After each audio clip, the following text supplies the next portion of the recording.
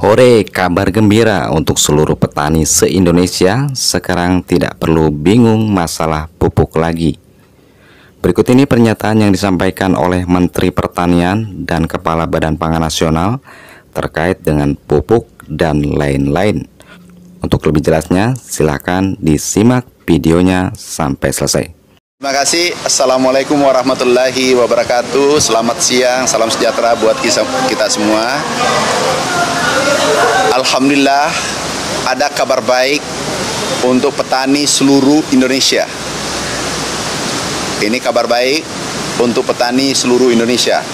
Diputuskan dalam ratas atas arahan Bapak Presiden, keputusan Bapak Presiden, pupuk, jumlah kuantum pupuk dari anggarannya tahun 2024 4,7 juta ton dinaikkan menjadi 9,55 juta ton tahun 2024. Ini kabar baik, kabar untuk petani, seluruh petani Indonesia.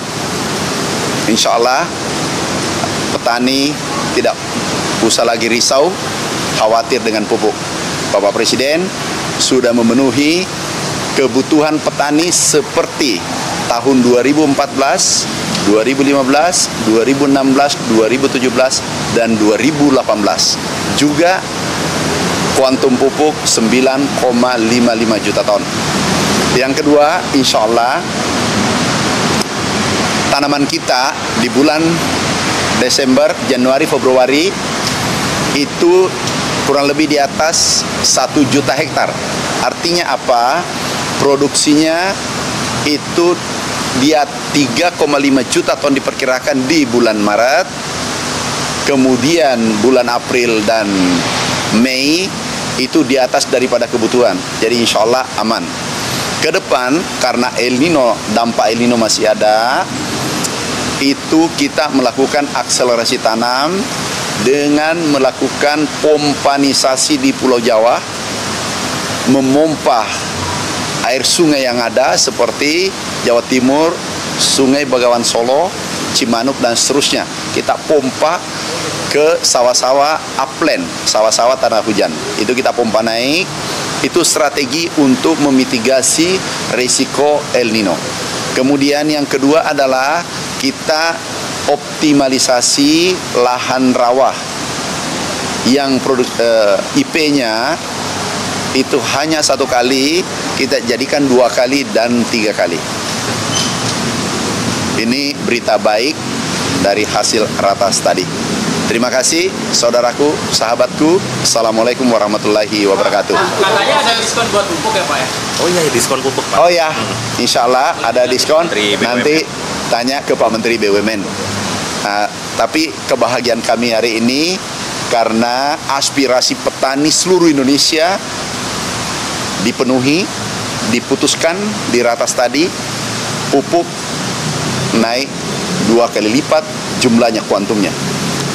Jadi kepada seluruh gubernur dan bupati se-Indonesia, kami harap pupuk yang ada sekarang ini diberi keleluasaan para petani untuk menggunakan bila mana mau tanam. Kemudian ada lagi juga kartu tani yang tidak bisa menggunakan kartu tani karena arealnya seperti daerah pegunungan, itu bisa menggunakan KTP. Ini orangnya. Makasih. Nah, stabil harga beliau. Kita sudah bagi, saya langsung. Terima kasih Pak Menteri. Kasih ya. Yuk.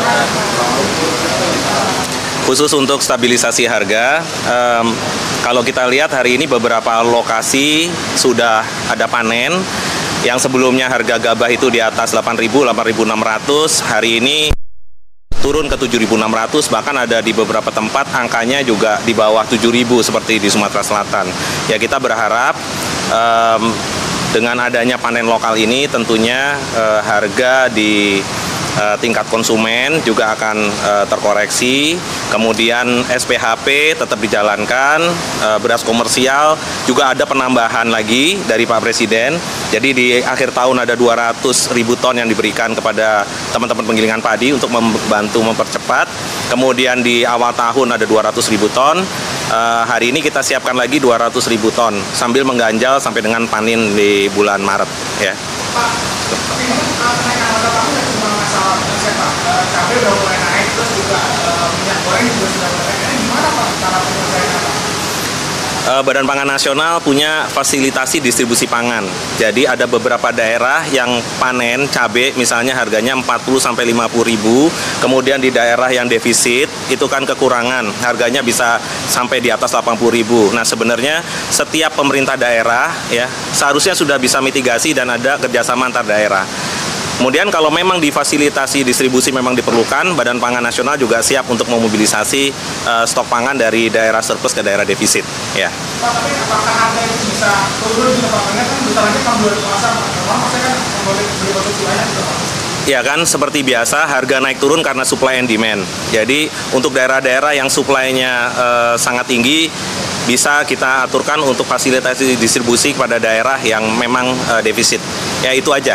Ya, kemudian teknologi yang lain memang misalnya ayam boiler di beberapa tempat kan live bird-nya harganya jatuh gitu ya. Itu memang harus diserap live bird-nya, kemudian harus dibekukan, disimpan dalam cold storage.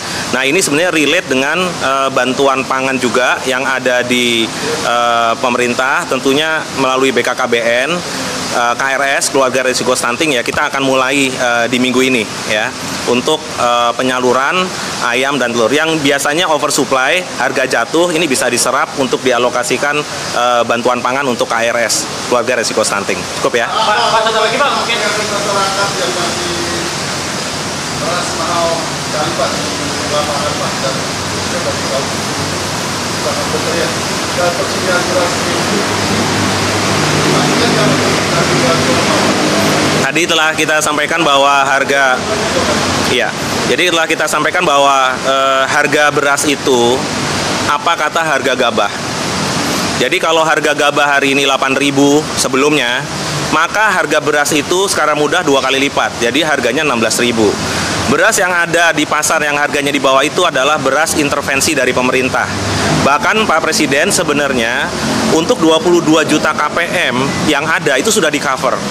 Masyarakat yang desil 1, 2, dan 3 sudah di-cover bantuan pangan dan itu gratis ya 10 kilo.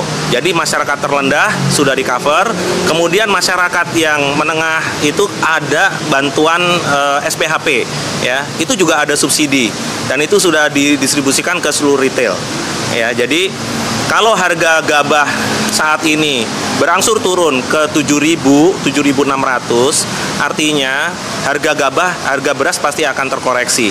Ya, tetapi Pak Presiden barusan juga menyampaikan bahwa nilai tukar petani itu harus dijaga. Jangan sampai nanti harganya drop signifikan sampai harganya di bawah dari harga pokok produksi. Sebagai informasi, biaya input kan naik semua, pupuk naik, ya, harga sewa lahan naik, ya. Sehingga ini juga harus sama-sama dijaga. Dua ya, NTPP, nilai tukar petani khususnya tanaman pangan, dan juga harga di hilir. Ya, tapi kalau kemarin pemerintah melakukan importasi 3 juta aja, 3 juta ton, harga juga tidak turun signifikan di tingkat petani, artinya kita memang shortage di produksi. Tadi Pak Mentan sudah kasih solusinya untuk persiapan tanam dan produksi berikutnya. Cukup ya, makasih.